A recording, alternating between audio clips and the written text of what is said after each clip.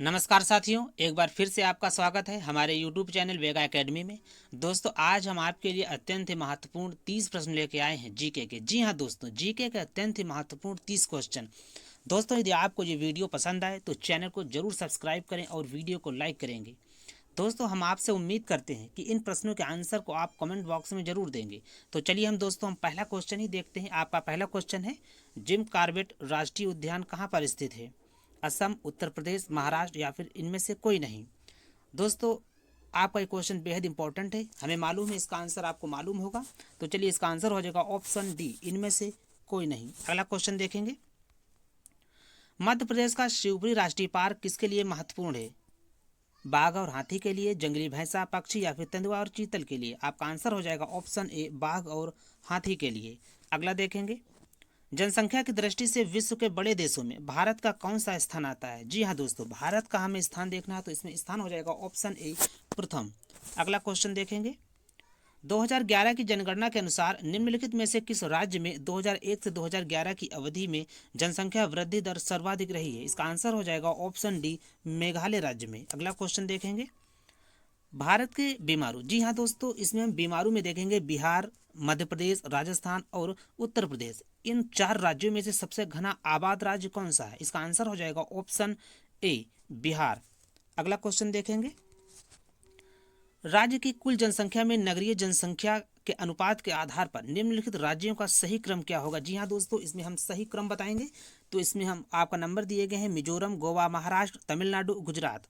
तो इसमें आंसर हो जाएगा आपका option A, the right answer हो जाएगा ऑप्शन ए। अगला क्वेश्चन देखेंगे, इसका आंसर हो जाएगा ऑप्शन ए। अगला क्वेश्चन देखेंगे, पूर्ण साक्षरता है तो कितने प्रतिशत जनसंख्या को साक्षर होने का न्यूनतम मानदंड निश्चित किया गया है? इसका आंसर हो जाएगा ऑप्शन बी, 90%।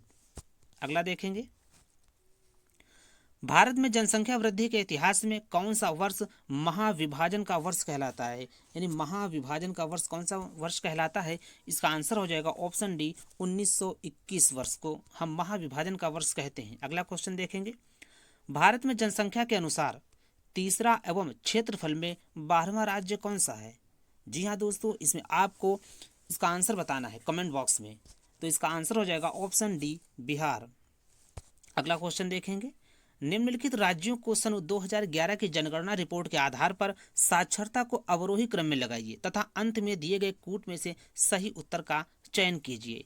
केरल, मणिपुर, तमिलनाडु, हिमाचल प्रदेश। आपको सही कूट का चयन करना है। इसका आंसर हो जाएगा ऑप्शन डी, 1, 2, 4 और 3। अगला क्वेश्चन देखेंगे, गंगा नदी के किनारे स्थित सबसे बड़ा शहर कौन सा है? इसका आंसर हो जाएगा ऑप्शन सी, कानपुर। गंगा नदी के किनारे स्थित सबसे बड़ा शहर कानपुर है। अगला क्वेश्चन देखेंगे, भारतीय मानक समय आधारित है 80 डिग्री पूर्व देशांतर पर या फिर 80 डिग्री पश्चिम देशांतर पर, 82 डिग्री 30 मिनट पूर्व देशांतर पर, 82 डिग्री 30 मिनट पश्चिम देशांतर पर? इसका आंसर हो जाएगा ऑप्शन सी, 82 डिग्री 30 मिनट पूर्वी देशांतर पर। अगला क्वेश्चन देखेंगे, कौन सी अक्षांश रेखा भारत के मध्य से होकर गुजरती है?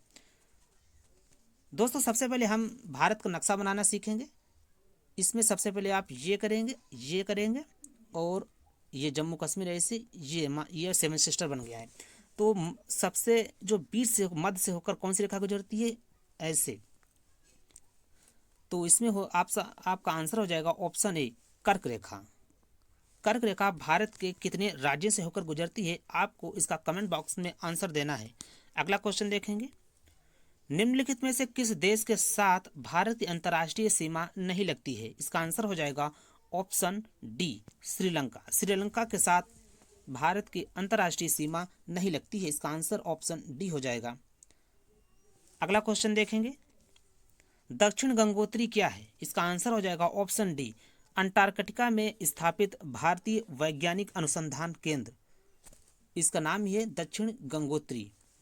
अगला क्वेश्चन देखेंगे, निम्नलिखित देशांतरों में कौन सा भारत की प्रामाणिक मध्याह्न रेखा कहलाता है? इसका आंसर हो जाएगा option C, 82 degree 30 minute east. अगला क्वेश्चन देखेंगे, राज्य समूह जिनसे मणिपुर की सीमाएं लगी हुई हैं, यानी उन राज्य समूह को हमें पहचानना है जिनसे मणिपुर की सीमाएं लगती हैं। इसका आंसर हो जाएगा ऑप्शन सी, नागालैंड, असम और मिजोरम। ऑप्शन सी आपका सही हो जाएगा। अगला क्वेश्चन देखेंगे, उत्तर भारत में उप हिमालय क्षेत्र के सहारे फैले समतल मैदान को क्या कहा जाता है? तराई, दून, खादर या फिर भावर क्षेत्र। इसका आंसर हो जाएगा ऑप्शन डी, भावर क्षेत्र। दोस्तों कमेंट करके बताएं कि खादर क्षेत्र किसे कहा जाता है। अगला क्वेश्चन देखेंगे, निम्नलिखित में से कौन सा एक भारत का प्रवाल द्वीप समूह है? अंडमान, निकोबार, मिनिकॉय या फिर लक्षद्वीप। इसका आंसर हो जाएगा ऑप्शन डी, लक्षद्वीप। अगला क्वेश्चन देखेंगे, हिमालय की उत्पत्ति किस भूसन्नति से हुई है? इसका आंसर हो जाएगा ऑप्शन ए, टेथिस सागर से, ऑप्शन ए। अगला क्वेश्चन देखेंगे, हिमालय का दूसरा सबसे ऊंचा पर्वत शिखर कंचनजंगा भारत के किस राज्य में स्थित है? दोस्तों कमेंट करके इसका आंसर बताइएगा। असम, उत्तराखंड, सिक्किम या फिर हिमाचल प्रदेश। इसका आंसर हो जाएगा ऑप्शन सी, सिक्किम राज्य में। अगला क्वेश्चन देखेंगे, नंदा देवी शिखर स्थित है हिमाचल प्रदेश, उत्तराखंड, उत्तर प्रदेश या फिर सिक्किम में। इसका आंसर हो जाएगा ऑप्शन बी, उत्तराखंड में। ये उत्तराखंड की सबसे ऊंची पर्वत चोटी है उत्तराखंड, नंदा देवी। अगला क्वेश्चन देखेंगे, निम्नलिखित में से कौन सा दर्रा पश्चिमी घाट पर्वतमाला में स्थित नहीं है? ऑप्शन डी, पीपली घाट दर्रा। अगला क्वेश्चन देखेंगे, हिमालय पार की नदियां कौन सी हैं? सतलज, सिंधु, गंगा या फिर ब्रह्मपुत्र, सतलज, सिंधु या ब्रह्मपुत्र, सिंधु, गंगा या ब्रह्मपुत्र, सतलज, गंगा। इसका आंसर हो जाएगा ऑप्शन बी, ब्रह्मपुत्र, सिंधु, सतलज। अगला क्वेश्चन देखेंगे, तवा किसकी सहायक नदी है? प्यारे दोस्तों, तवा नर्मदा की सहायक नदी है। इसका आंसर हो जाएगा ऑप्शन ए, नर्मदा। अगला देखेंगे, भारत की सबसे लंबी नदी जिसका उद्गम तथा मुहाना दोनों भारतीय क्षेत्र में स्थित हैं। Option B, Godavari. Next question देखेंगे, निम्नलिखित में से वह नदी कौन सी है जिसका उद्गम भारतीय राज्य क्षेत्र में नहीं आता है? गोदावरी, झेलम, रावी या फिर घाघरा। इसका आंसर हो जाएगा ऑप्शन डी, घाघरा। इसको घग्घर नदी भी कहा जाता है। अगला क्वेश्चन देखेंगे, प्रायद्वीपीय भारत की सबसे बड़ी नदी कौन सी है? गंगा, नर्मदा, महानदी या फिर गोदावरी। द राइट आंसर हो जाएगा ऑप्शन डी, गोदावरी। दोस्तों कमेंट करके बताइए कि दक्षिण भारत की गंगा किसे कहा जाता है। अगला देखेंगे, निम्नलिखित नदियों में से किसको दक्षिण भारत की गंगा कहा जाता है? कावेरी, कृष्णा, गोदावरी या फिर नर्मदा को। ऑप्शन सी, गोदावरी को दक्षिण की गंगा कहा जाता है। अगला देखेंगे, रानी लक्ष्मीबाई बांध अवस्थित है बेतवा नदी पर, केन नदी पर, रिहंद नदी पर या फिर टोंस नदी पर। ऑप्शन ए हो जाएगा, रानी लक्ष्मीबाई बांध बेतवा नदी पर स्थित है। यह आपका लास्ट क्वेश्चन था। दोस्तों यदि वीडियो पसंद आए तो वीडियो को लाइक, शेयर एंड चैनल को सब्सक्राइब करें।